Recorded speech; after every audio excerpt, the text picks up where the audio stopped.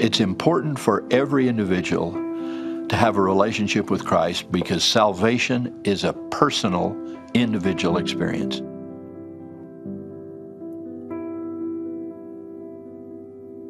We do not save people by congregations. We are ourselves saved, one individual at a time. This is a very personal relationship with Christ. The Savior understands us because He's not an abstraction, because He is a living, breathing, real Son of God, the living Son of the living God. People who think they've sinned too much or gone too far or been away for too long and somehow can't come back into the circle, my declaration is no one can fall lower than the light of Christ shines. That isn't possible. I think by coming to participate in the sacrament, the Lord's Supper, is the most dramatic way weekly that we can show that we want to identify with Him, and that in fact there will be a reciprocal gift and power that comes back from that.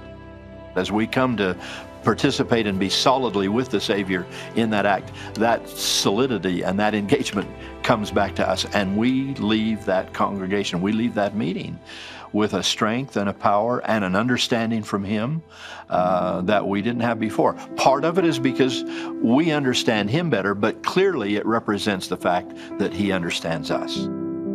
My personal experience as well as my apostolic calling is to declare personally that Christ does know us. He has walked the thorny, difficult, rock-strewn path of our lives.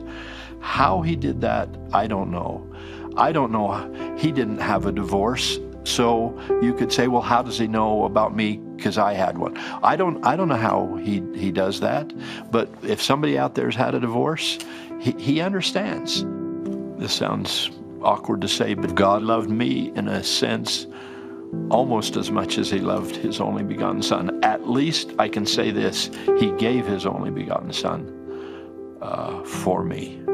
And that says something about my worth in His eyes and my worth in the eyes of the Savior, and His willingness to go to Gethsemane and Calvary for me. I'll never have to do that.